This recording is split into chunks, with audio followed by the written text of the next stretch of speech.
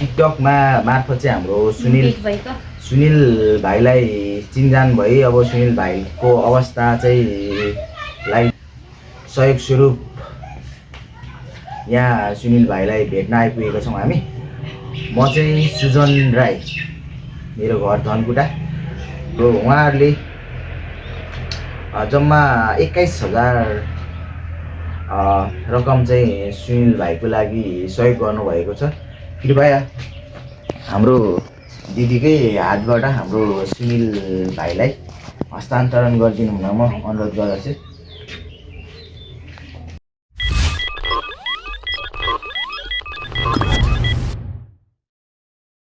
Hello नमस्ते साथीहरू, स्वागत छ तपाईँहरूलाई आजको दिनमा।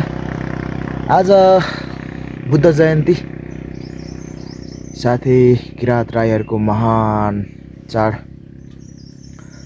साकेला उभौली पर्वको सबै नेपाली दाजुभाइ तथा दिदीबहिनी आमा बुवाहरू देश विदेशमा रहनुभएको सम्पूर्णलाई शुभकामना दिन चाहन्छु।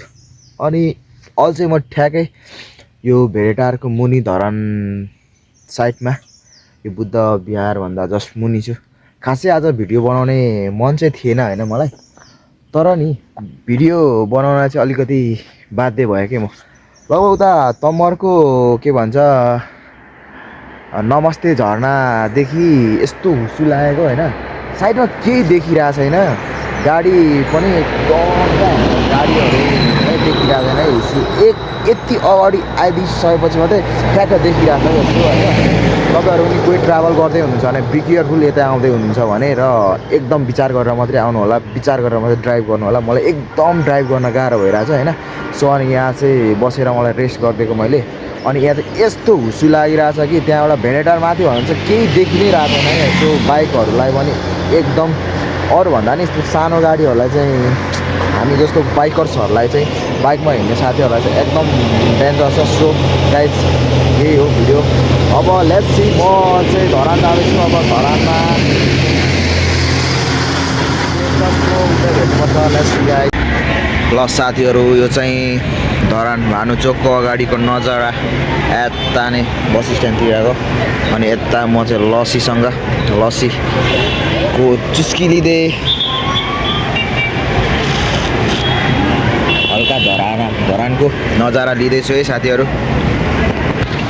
एकदम त्यस्तो लस्सी लिने गर्ने चाहिँ गर्मी चाहिँ छैन, तर पनि हल्का हिजो पानी परेकोले हल्का हावाहरू चलिरहेको छ। उपर चिसै छ नर्मल धरानको आजको मौसम यतिकै छ है साथीहरू। म चाहिँ लस्सी खान मन लाग्यो, सो लस्सी लिँदैछु। त्यस्तो धेरै गर्मी छैन आज पनि डेन्जर पानी पर्ला छ। अनि त्यस्तो खतरा चाहिँ छैन, गर्मीको ठिकै छ। गर्मी हल्का चिसो चाहिँ छ, ज्याकेटमा बसिरहेको छ रातमा पनि। लेट्स सी गाइस, दामी छ।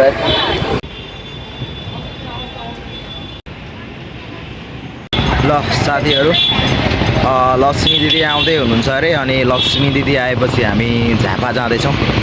हामी झापा किन जाँदैछौँ भन्नेलाई थाहा पाउनको लागि चाहिँ मलाई हेर्दै गर्नु होला है त साथीहरू। ल त्यहाँ चोकमा लक्ष्मी दिदी आइसक्नु भएको छ अरे। म अब यहाँबाट निस्किँदैछु, हेर्दै गर्नु होला, फलो गर्दै गर्नु होला है। ल अहिले हामी ठ्याक्कै दमक चाहिँ आइपुग्यो, तर दमक आइपुग्दा हालत खराब भइसकेको छ। हामी जाँदैछौँ। हामी जानुपर्ने चाहिँ इटा भट्टा भन्ने कुरा छ झापाको। सो बिरतामर भन्दा नि अझ उता छ अरे त्यो चाहिँ। अहिले हामी भर्खर दमक आइपुग्यौँ। अब दमक आइपुगेपछि मेरो हालत चाहिँ यस्तो छ, धुलो यस्तो रहेछ कि धुलो चाहिँ बाटो बनिरहेको छ। सो धुलो यस्तो खतम छ। सो अब यहाँ हामी हल्का पानी सानी खान्छौँ, अनि त्यहाँबाट अघि बढ्छौँ। चाहिँ हेर्दै गर्नु होला। त्यो बिहान 12 बजीदेखि लगातार हिँडेको, मेरो हालत यस्तो छ होइन। अहिले जस्ट यो के भन्छ झापाको मेची नगरपालिका स्थित छु। ठ्याक्कै यो ठाउँ चाहिँ के हो, धाइच मोड कि के भन्ने,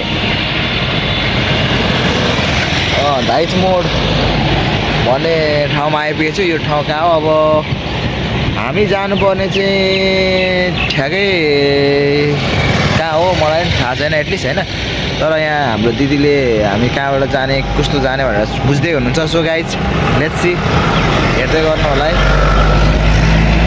ल यहाँ धरामा आइपुग्यो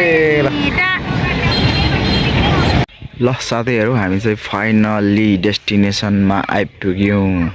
तर डेस्टिनेसन हाम्रो यो चिया बगान चाहिँ होइन है, हाम्रो डेस्टिनेसन यो अगाडिको चियादारको घर छ नि, यो घरको भाइलाई विशेष लक्ष्मी दिदी भेट्न आउनुभएको छ है त।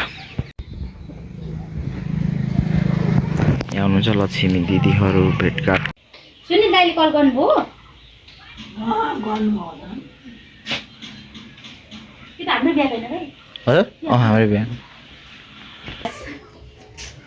ल हामी पुरै सङ्घर्षका साथ बिहान नै भनौँ दिउँसो 12 बजे धरानबाट हिँडेको, लगभग 4 घन्टा 5 घन्टाको लगातार यात्रा पश्चात हामी हाम्रो सुनिल मगरको घरमा आइपुगेको छौँ अहिले चाहिँ। अनि हाम्रो यता हाम्रो लक्ष्मी दिदीसँग निकै कष्टकर यात्रा भयो हाम्रो सुनिल भाइलाई भेट्नको निम्ति। र हाम्रो लक्ष्मी दिदीहरूले चाहिँ लगायतका उहाँहरूको एउटा ग्रुपले टिकटकमा मार्फत चाहिँ हाम्रो सुनिल भाइलाई चिनजान भई अब सुनिल भाइको अवस्था चाहिँ मध्यनजर गरेर उहाँहरूले चाहिँ सानो सहयोग स्वरूप यहाँ सुनिल भाइलाई भेट्न आइपुगेका छौँ हामी। म चाहिँ सुजन राई, मेरो घर धनकुटा।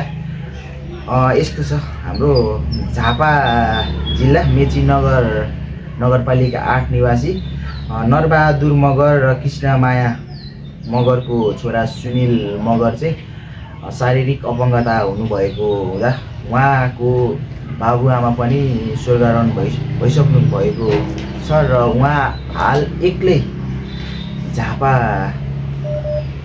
जिल्ला मेची नगरपालिका 8मा बस्नु हुँदो रहेछ। उहाँलाई सानो आर्थिक सहयोग गर्नुभएको छ हाम्रो लक्ष्मी राई खोटाङ।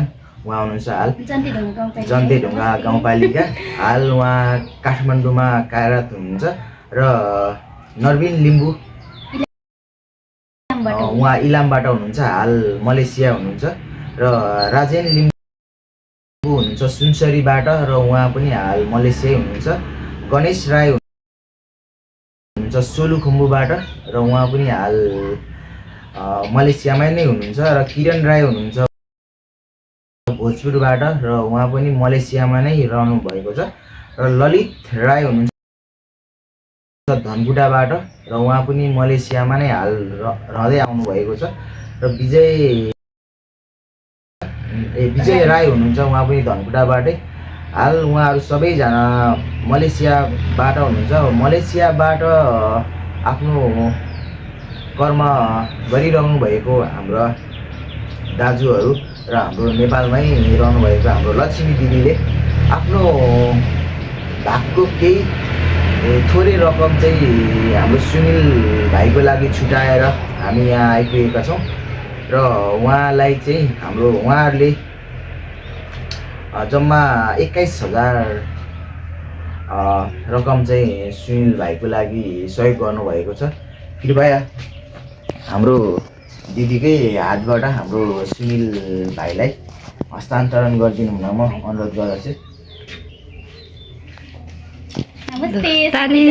र यति भन्दै अब हाम्रो सुनिल भाइको घरबाट चाहिँ अब हामी पनि बिदा लिनुपर्ने छ। हामी चाहिँ अब धरान पुग्नुपर्ने, धरान पुग्न चाहिँ निकै टाढो छ, लगभग हामीलाई चाहिँ 5 घन्टा लाग्ने रहेछ। सो अब हामी यो भिडियोलाई चाहिँ यही अन्त्य गर्न चाहन्छौँ र बाँकी